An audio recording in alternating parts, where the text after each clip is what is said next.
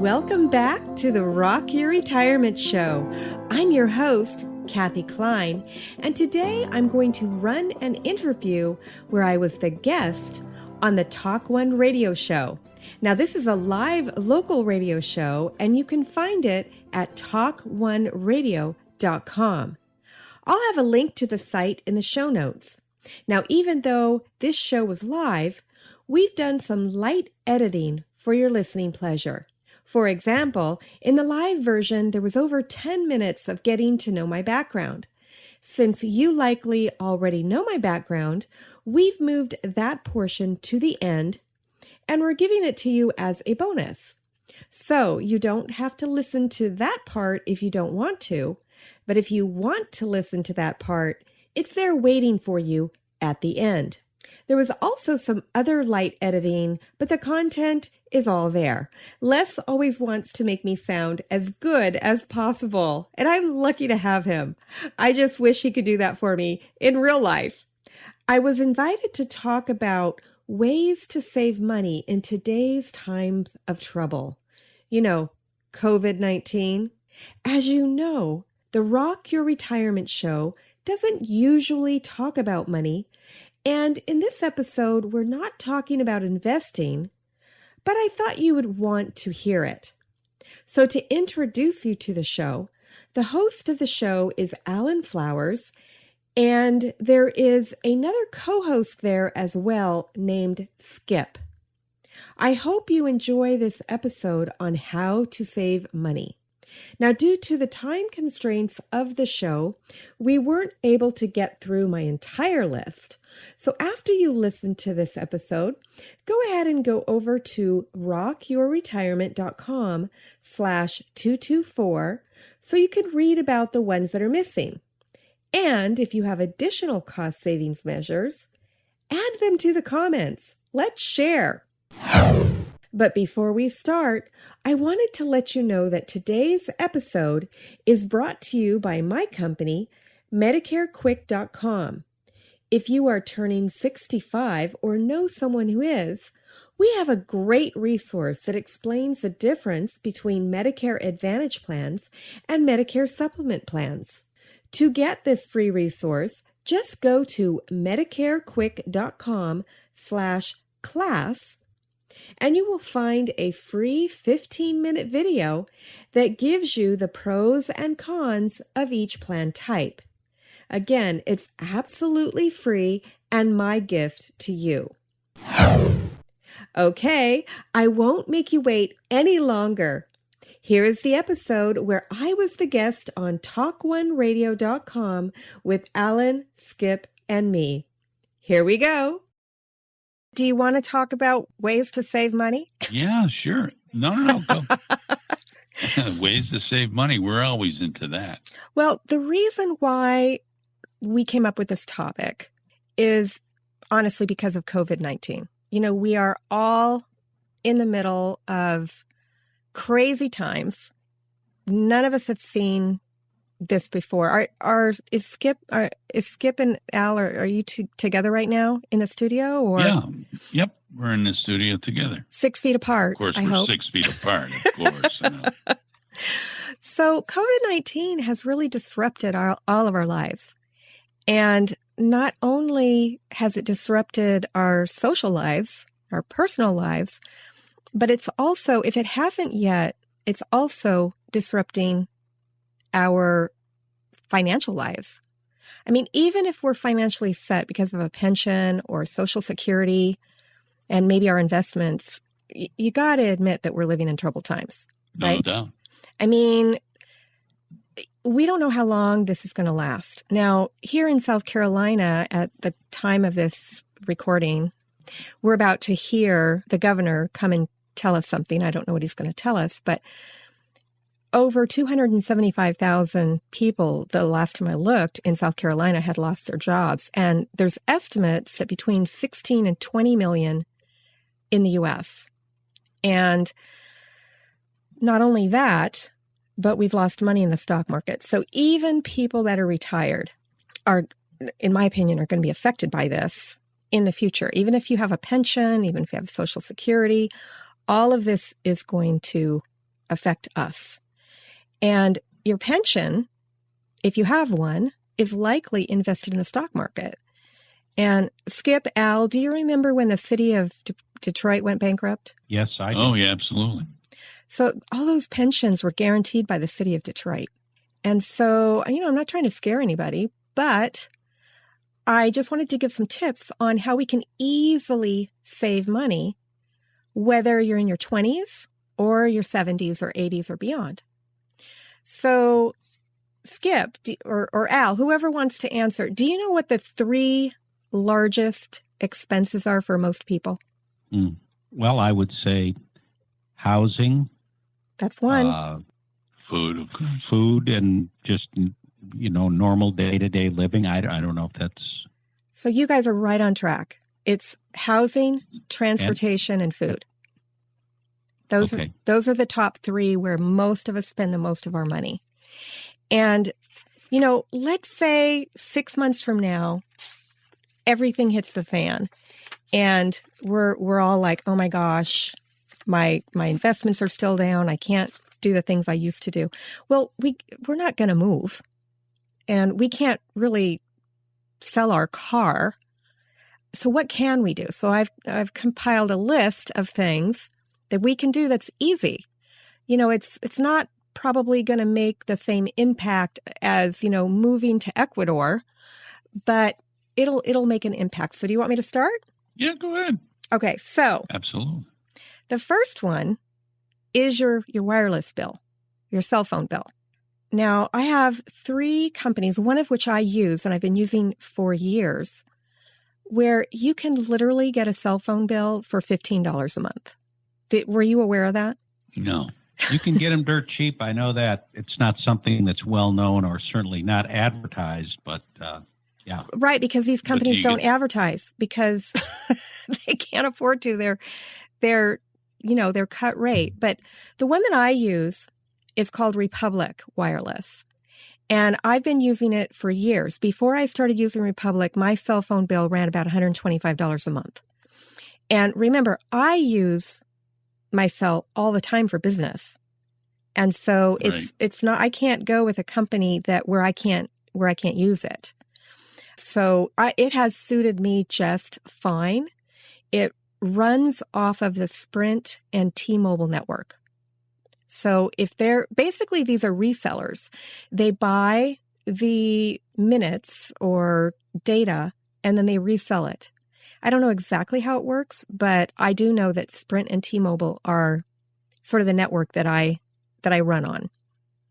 And basically the way you described it is how it works. They'll buy blocks of literally millions, or if not tens of millions of minutes or blocks of data, and they get such a reduced price that they can resell it at a fraction of what the normal going rate is from, say, AT&T or Verizon or Sprint. Absolutely, and it works great. Now, it is a little bit different because you do have to buy your phone. Now, a lot of these, if you have an unlocked phone, you can just use the phone that you have.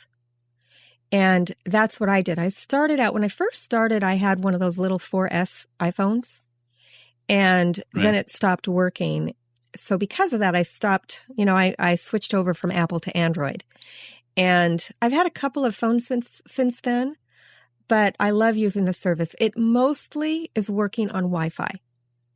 So when I'm on a ship, a lot of times I can use the Wi-Fi service to make phone calls. That's what happened a few years ago when my husband and I were we were actually on a cruise in China, believe it or not. And Wow. and we broke one of our phones. And we were able to make phone calls using the Wi-Fi service, even though I don't remember exactly what it was, but we were able to do that because we had Wi-Fi.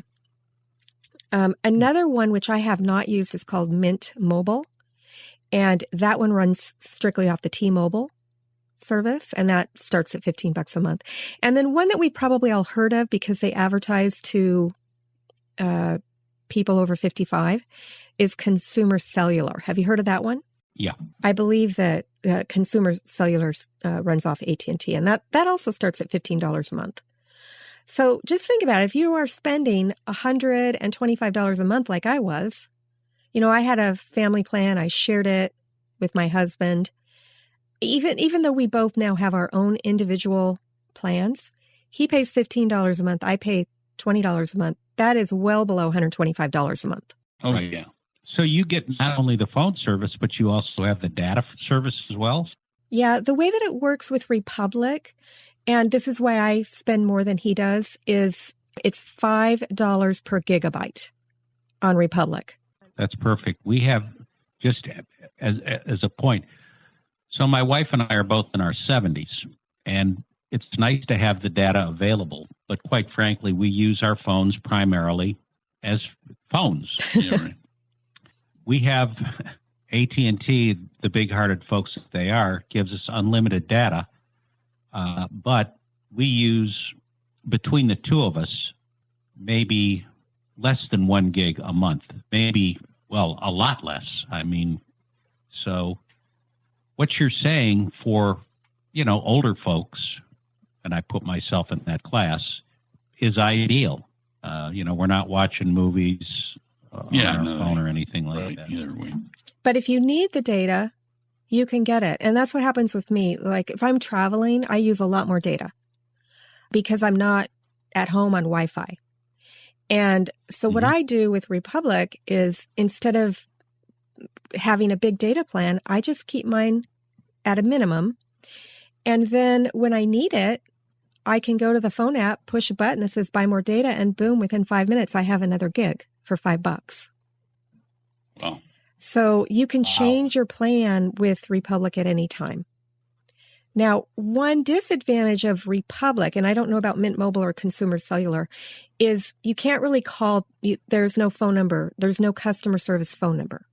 So you do have to go online and, request. The first request is other users, and you'll explain what your problem is. But, I have never had a issue that I couldn't get fixed like within 5 minutes. They have set up their systems to where it's really easy. But yeah, so $100 a month right there. Well, that's fabulous. Now, if I have an iPhone, I can just call up Verizon and say we're canceling our deal. We're going with someone else. Well, let me tell you what I did. Do you have any old phones laying around? Yeah, I do. Yeah, what I did when the first time that I used Republic, I wanted to make sure that I was going to like it. And so I did not turn off my existing service. What I did was I got one of those old phones that worked on their network. And remember, if it's an old iPhone, it has to be unlocked. So, or you might be able to use a Sprint or a T-Mobile old phone. So you would just go on the Republic, I forget what it is, Republic Wireless or Republic, just search Republic Wireless and you'll get to the system. And then search I know it works in this area because I live here, but you'll search the area and then you'll tell it what kind of phone you have. And then they will tell you if it will work with that phone. And then for $5, they'll send you a chip to put in your phone. And it's super easy I don't know if people here don't know how to replace a chip. If they live in Sun City, they could go to the computer club once it opens. Or you could just ask, your grandchild to show you how to do it. Really? It's really easy. You just pop the old one out and pop the new one in. But what I did was I tested it for a month before I actually changed over. I wanted to make sure that I was going to like it. But this was years ago. But yes, most of us, if we're not locked in, like if we didn't get a free phone for the service, we can cancel. And if you did get a free phone, there will probably be a cancellation charge, which is basically the cost of the phone prorated over 2 years is typical. But now that includes texting, right? Oh yeah. Yeah. Oh yeah. Yeah, it does. That's basically what we use it for. Phone calls and texting. Yeah, I use my phone a lot, but I also personally get my texts on my computer. They get forwarded to my computer because I don't like typing on a tiny little screen. It's really difficult. So the second way to cut out some expenses, and you've probably heard this before, is to cut your cable bill. And a lot of people are concerned. They're like, if I cut cable, how am I going to watch local TV? How am I going to watch sports? You can get those things through different services. Personally, I use Roku. And then through my Roku stick, I watch Hulu and Amazon Prime. Hulu pretty much covers everything that I want to use. And I have the cheap service of Hulu. A year ago, I got Hulu on a Black Friday special for 99 cents a month. That ended. Wow. So now I pay $5.95 a month, but it comes with commercials. If I wanted to cut the commercials out, then it would be about $15 a month. But, I'm cheap. I don't want to pay the $15, so I just watch the commercials. They're not really that annoying. I do know that you have to pay extra if you want to watch sports or if you want to watch completely local TV. I'm able to get Savannah TV on one of the Roku stations, and I don't have to pay for it. So for me, if I want to watch local news, then I can do that. Or my friends will all tell me what's going on Facebook. So I try not to watch the news anymore. It's just all depressing anyway. Me too. What about buffering? Do you suffer a lot of buffering on that? I've had zero buffering. Now, That being said, I also use a virtual private network. So the cable company can't tell what websites I'm going to. Right. They will slow you down if they can. A few years ago, there was a bill, I forget what they call it, the net neutrality bill, I think. Right. That it did not get passed. Or it got passed. Whatever it was, whatever I wanted it to happen didn't happen. But basically, the gist is that the cable companies can't slow you down because you're watching TV. That got shot down, so they can technically slow you down. But I haven't had any problems. But we do have high-speed internet. I think my husband could tell you it's like 250 gigs, I think. Anyway, it's fast. We have the fastest one you can buy not as a business. Okay. And is that with a local company like Spectrum? What is it? Spectrum? Yeah. Yeah. And you just have the internet service that you bought, right? Yep. We just have the internet. That's it. We don't have cable. But we watch plenty of TV. We waste a lot of time on TV. The only thing that we can't get, and I'm too cheap to get, is Outlander. Because Outlander is on Stars. And I don't know if you know what Outlander is. It's that show. I do not. For the listeners, da da da da da da da da. That's I know I'm not the greatest singer, but that's the intro music. And basically it's about time travel.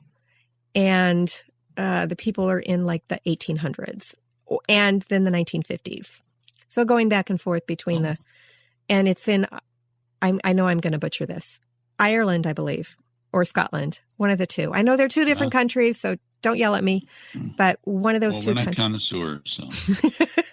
So anyway, the Roku stick was like $40. Just to sort of amplify on what you're saying, if you really are addicted to watching pretty much everything across the spectrum, from the ABC, NBC, PBS, you can actually go to Hulu Live, which is about, I'm going to say, around $50 a month, or you can go to YouTube TV, and you can basically watch everything that you can watch on full cable. That's right. I know people that are spending... It's half the price. Yeah, I know people who are spending $200 a month on TV. That's just crazy to me. Yeah, it is crazy. It is crazy. I mean, listen, if you want the 300 plus every cable channel imaginable and every upgrade that you can imagine, I can see doing it. But realistically, I'm not disciplined enough to really do a statistical analysis of what channels we watch and how much we watch them. But my guess is, between my wife and I, we probably watch maybe 12 to 15 channels at the most. Between the two of us, 95% of the time. Nobody watches 300 channels. Right. But the bottom line is, if you want to have access to pretty much everything that you can imagine, $50 or $55 a month, you could go to Hulu Live, you can go to YouTube TV, and you can get essentially everything. And then, of course, if you have Netflix and Amazon Prime, that's going to add on another $10 or $12 a month. But you can definitely get pretty much everything you want that you get now on cable for, say, $180 a month, easily for $80 a month, just by using your imagination a little bit and taking advantage of what's out there. And most of us can get by with a lot less. Absolutely. Get a book. Well, speaking of books, that's on my list too, because one of the reasons why it was easier for us to cut the cord is that we were able to get the shows, like Outlander. At the time, my husband was watching, I can't remember the name of it. What's the one with the lady with the white hair that rode the dragons? It just... can't help you with that. No, one. you know it. What was the show? You lost me when you came to riding the dragons. Well, remember there was a dragon, and it was like medieval times, and everybody was watching it, and they all hated the ending. This is Les, your producer. The show was Game of Thrones. Yeah. Everybody was watching the show. Skip, do you remember? You can't say everybody anymore. Sorry. Well, I know you've heard of it. Okay. But anyway, we were able to get that at the local library. And so It's not just books anymore. You can get audiobooks. Like I don't even check out regular paper books anymore. I listen to audiobooks. I get them from the library. I download them on an app on my phone. You can get videos. You can get all kinds of things at the local library. And I don't care which library you go to. When my mom was here visiting, she, I showed her how to use the app from her local library. She does not live in South Carolina. She lives in Washington State. Most libraries have the ability to download audiobooks, paper, books onto your exact Kindle, or I don't know if you can do it on the Nook, but I know that a lot of libraries will let you download on your Kindle along with videos. So that is another way to save money. If you don't want to pay the $80 a month because there's a show that you want to watch, usually once that show is over, you can get the full set at the library. Right. What is that called? Hoopla? Yeah, Hoopla is one. It's not my favorite. There is another app that I like better. Hold on. But here where we live, it's Hoopla. So Hoopla, that's it. Yeah, it's Hoopla. So, but in order to use Hoopla, I do believe that if you're listening here in South Carolina, that it's Beaufort Library. Jasper Library, I don't think has that. So it depends on Beaufort, where you are. Right. So how much time do we have? My clock says that we're out of time. Do you want to keep going or? No. You can keep going. We got time. Okay. You're willing to hang with us. We're willing to have you. Okay, great. Yeah, it's very interesting. Well, there is another big way that people can help with their expenses, but a lot of people don't want to do it. And I can tell you that when I was a financial advisor, I would recommend this to my clients when it was obvious that they were running out of money. But do you remember that song from Meatloaf? I would do anything for you, but I won't do that. Remember that song? But I won't do that. They didn't want to do it. And that is get a roommate or move in with a loved one or relative. And my clients who did not do this in 2008, who I recommended that they do it, every single one of them wound up losing their homes to foreclosure because there just wasn't enough money to go around. And if money is really tight, like let's say there's somebody listening right now who lost their job. And, let's say that they were maybe working as a waiter or waitress. And let's say they've got 2 kids at home. And they're like, I've got this extra room, but I just don't want anybody. Now I never recommended it to anybody who had a family. Usually the people that I recommended this option to were living alone. If money is tight, if it looks like that you are not making enough to pay your mortgage if you have one, or to, whatever, nothing should be off the table. And getting a roommate, I always thought that when I was younger, I watched The Golden Girls. You gentlemen probably didn't watch that show. I always thought that would be fun. I watched it against my will.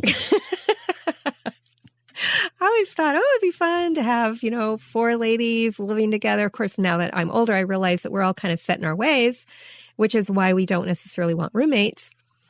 But if money's that tight, that is an option. Yeah. What do you guys think about that? I know several people really that are a great idea in Sun City anyway that I know that are sharing a home. Mm-hmm. They have their separate lives, and they're man and woman, but they go their own way, and just for the sake of finances. Well, it's not just finances. We are social people, and can you imagine? So right now, everybody thinks that we're on, quote, lockdown. I have a team member who lives in the Philippines. He doesn't interface with clients, but he helps me with my website and things like that. We are not on lockdown. I know people are saying we're on lockdown. Far from it. We are way far from lockdown.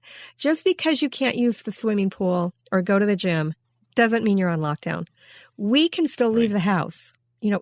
My team member cannot leave the house without a pass. And if he does, he could get the holy living terror beat out of him.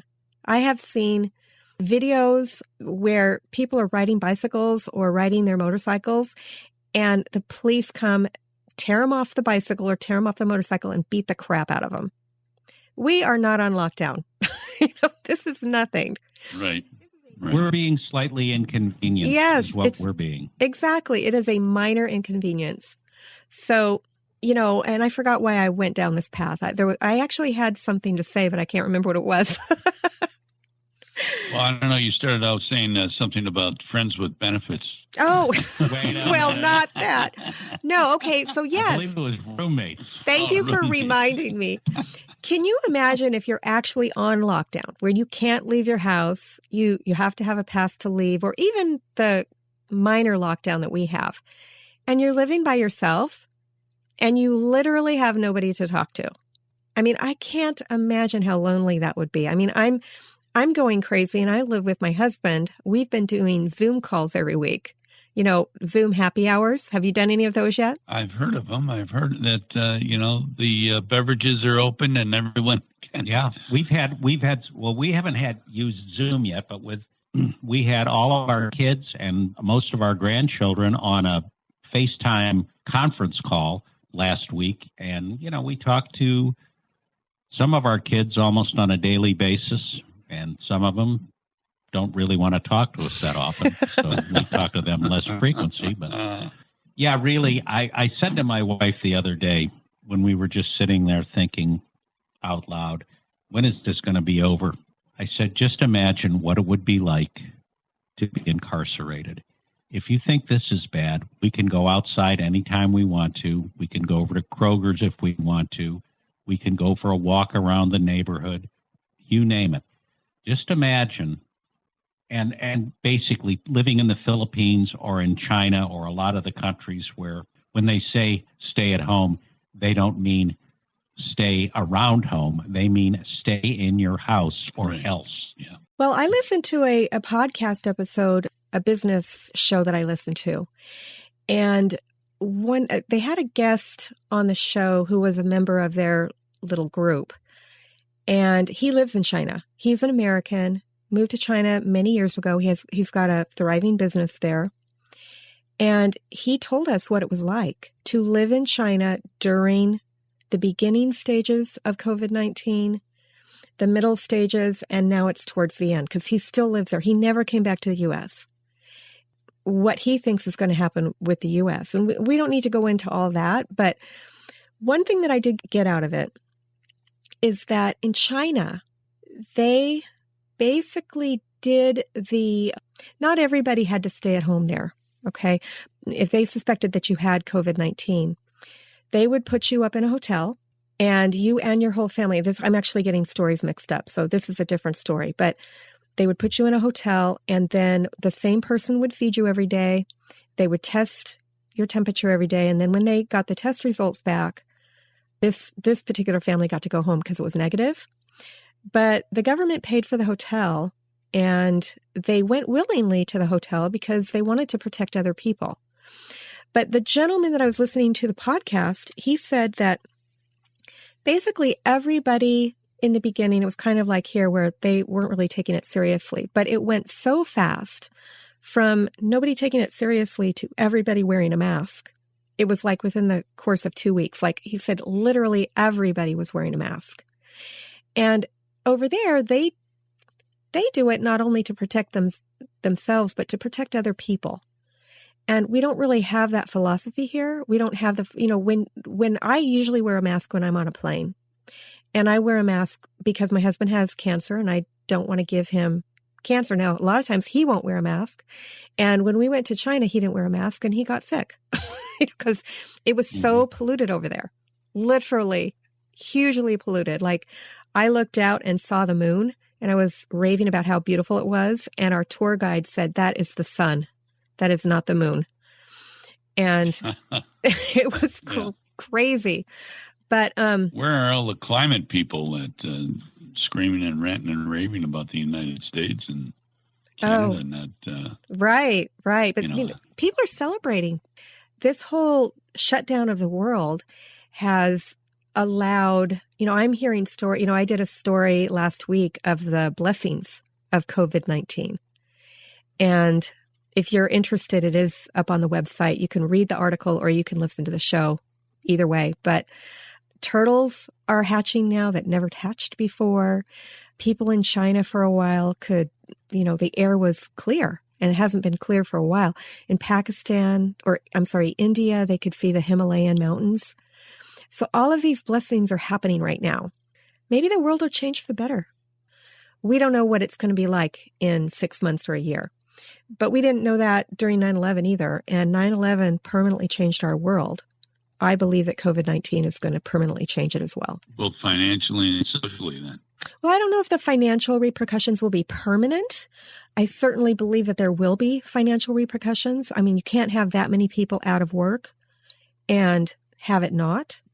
I don't know exactly what's going to happen in the future, but, we can prepare ourselves. And I think what we need to do is be optimistic, but not unrealistic. All of us need to have a little bit of realism in our lives. And just like you were saying, I don't remember if it was Al or Skip was saying, what if we were on lockdown? What would happen if it was 6 months from now and we're still here in this place? I don't know. I'm trying to mentally prepare myself for that. But certainly, if the government says that we can't go out, and I do know that people were protesting yesterday or the day before. There were people blocking hospitals, blocking clinics. We need to really think 5 years from now, 10 years from now, are we going to be proud of how we acted in this time of emergency, or are we going to be embarrassed? Well, only time will tell. But the thing that concerns me is, and this is based on a lot of the information that I've seen in the news media, which it doesn't change a little bit on a daily or weekly basis. It changes dramatically on a daily or weekly basis. And so I begin to wonder if we might not be getting to the point where it starts to look like the cure might be worse than the disease. I mean, obviously, as widespread testing becomes available, first of all, we'll have a better sense of exactly what the mortality rate of the disease is. When the proper statistical analysis is done, and chances are those statistics will never be made public, but we'll be able to determine what groups of people in our population are more susceptible to not only the disease, but are more likely to be severely impacted by the disease. When we have that information, then I think we'll be able to make a determination about what the long-term effects are going to be. Yeah. But one thing that I'm holding on to is the simple fact that, at least in Western civilization, we've faced, in the last century for sure, a number of truly cataclysmic events. And it is really remarkable how rapidly things get back to pretty much what they were before the event occurred. And I base that on the fact that human nature is not going to change based on a world war, a worldwide pandemic, a complete economic collapse. It hasn't in the past, and I have no reason to believe it's going to in the future. I mean, if 18 months from now we have an effective vaccine for COVID-19, believe me, it'll be so easy for people to just forget about what this pandemic was like, because, quite frankly, nobody's really going to want to remember it. Fortunately, there will be people who will be focused on trying to make sure that when the next pandemic rears its ugly head, that maybe we'll be better prepared to deal with it. But I've heard, not just you, Kathy, but a number of people just say that this is going to be really a huge turning point for lack of a better term, for civilization as we know it. And honestly, I just don't see it. It could be a turning point for good. Well, I'm not questioning that. Al and I talked about this earlier today, and I've held out from day one that there will be good things that come from this experience. If it means that we fully appreciate the freedoms that we have, the benefits that we have from living in this country, then that in and of itself almost makes the sacrifice worthwhile. But I just don't see how this is going to have a long-term sea change on the way people think and act in their daily lives. Who knows? Maybe I'm wrong. I hope that we get something positive out of it. I'm with you, Skip. I certainly hope that something positive comes out of this. I do know that there have been some positive things already. And what a great way to end my time here. I do have to run because I have another appointment, but I have had such a great time with the two of you. Well, it's been a real pleasure to have you on. Thank you so much for having me on the show. And hopefully we won't have to use any of the cost-cutting tips. But you know what? Even if things don't get desperate, why not save yourself $100, $200, $300 a month and put that money somewhere else? I'm tired of contributing to AT&T's bottom line. They got enough money. Somebody said that they've got around $80 billion in cash reserves right now. So yeah, bye-bye. I'm going over to Republic. Something good will come out of the show. You'll save $100 a month. Thank you. There you go. That'll make it all worthwhile, Kathy. Thanks. You're always welcome on the show. Thank you so much for joining us, and take care of yourself. And we'll definitely look up this Republic Wireless for sure. Thanks so much for having me. You too, take care. So one of our guests today is, we're excited about it, Kathy Kline. She's founder of MedicareQuick.com. Write that down so you can go there after this show. She's also a show host, public speaker on baby boomer issues, and she's the host of Rock Your Retirement. It's a podcast. You can listen to that at rockyourretirement.com. It's common spelling, all one word. It launched in 2016. It's not about money. It's not about insurance. It's about how to rock your retirement and other areas of your life. such as social, family, entertainment and travel, volunteering, spiritual, soul, and sex and retirement. So she says, oh boy, yeah. She says, I usually have therapists discuss this topic. I'll have to tune in, so it's cool. I think it's a great, well-rounded show, and I encourage everyone to go. She's an accomplished speaker on various topics, in particular, Medicare and insurance planning. Kathy can help you understand the difference between Medicare Parts A and B, Medicare Advantage plans, and the dreaded donut hole. I want to know what that is because I'm coming up on 65 here pretty quick. So you know what that is, Skip, the donut hole? All I know is it has something to do with, I've heard of it, but I knew because it didn't affect me, I never really paid much attention to it. Yeah. Well, we're going to find out what it is. She's also an expert at Social Security maximization techniques, as well as benefits and the pitfalls of Medicare. Please welcome Kathy Kline to our show. Kathy, good afternoon. Al Flowers, joined by Skip Cleveland, and it's a pleasure to have you on. Hi, Al. Hi, Skip. Hello. Nice to meet you over the radio. Yes, indeed. So how's it going? You did your homework on me. Yeah, well, of course, we have a whole staff that does that. We'll have to come back and talk about Medicare because I'm not really prepared to talk about that today, if that's okay, all right with you. Good. Yeah, it's fine with me. You can talk about whatever you like. I'm interested in your podcast, the RockyRetirement.com. Oh, I've been having such a good time with that ever since 2016.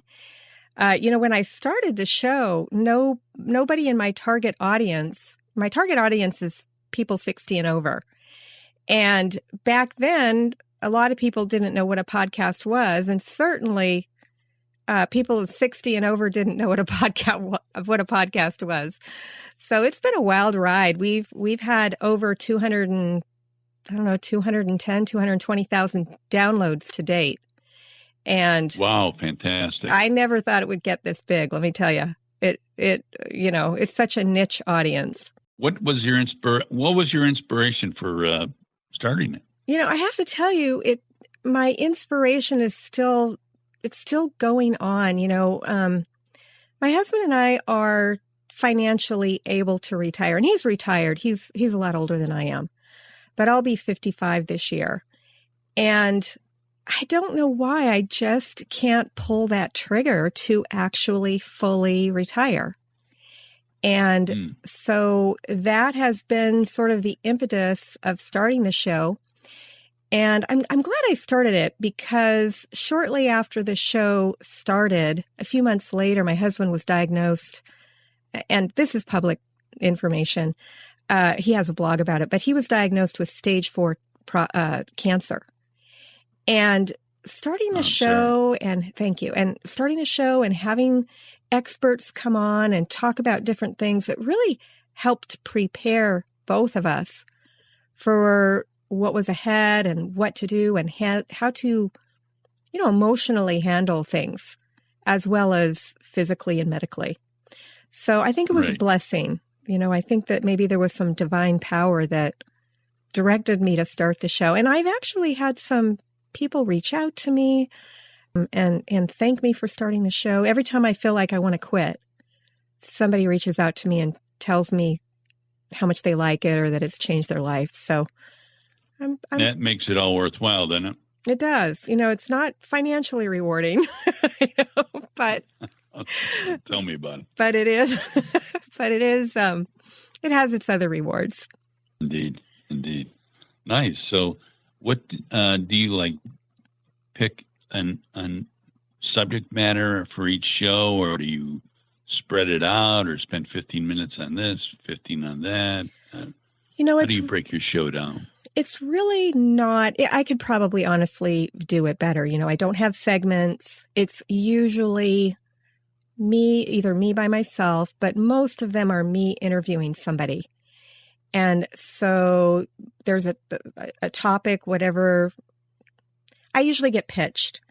And so they'll pitch me their topic. I do wind up interviewing people with books to sell, but it depends on what the book's about. We don't talk about money on my show, except for last week or the week before. I did have a money topic just because with COVID-19, it's been a little crazy.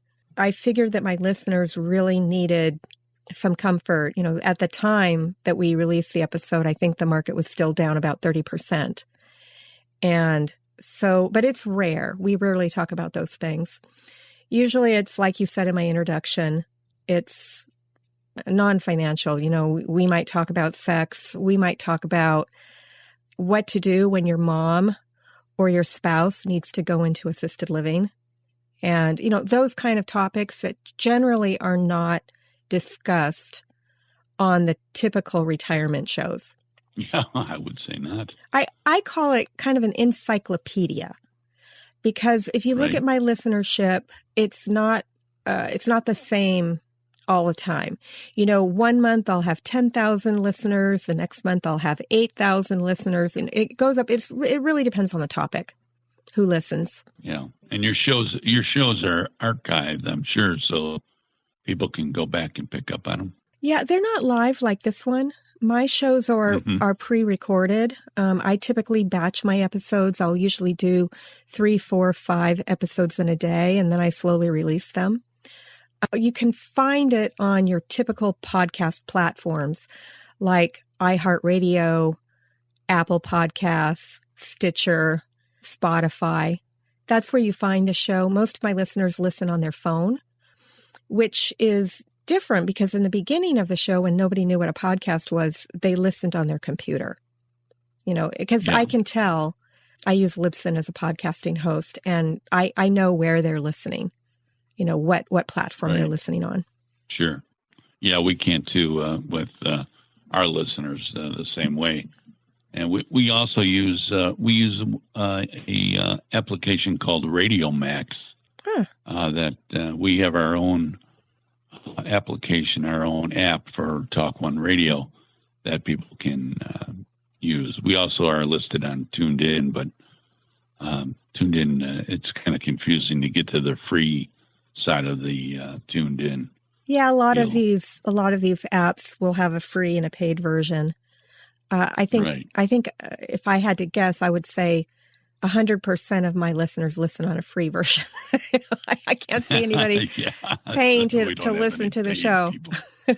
Right. We don't have that either. So that's great. And where do you do your show? Right out of your home? I do. Actually, I used to do it in my office.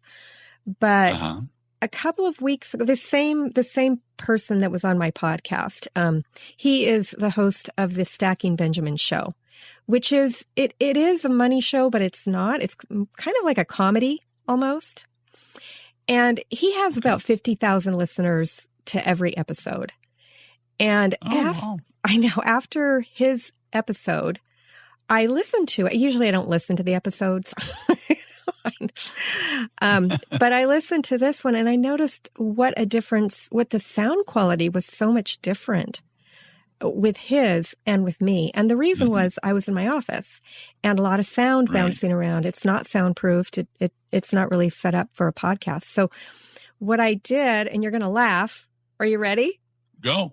I created a portable podcast studio and it's in my closet. So I'm now coming to you from my closet. It deadens the sound so much better. Good for you. So that's it. Innovation. That away. I don't know what it sounds like through the telephone, but when I'm speaking, it sounds fantastic to me. You're coming in loud and clear. Okay, great. And the sound's not bouncing off the walls. I don't hopefully sound like I'm in the middle of a bathroom or something. No.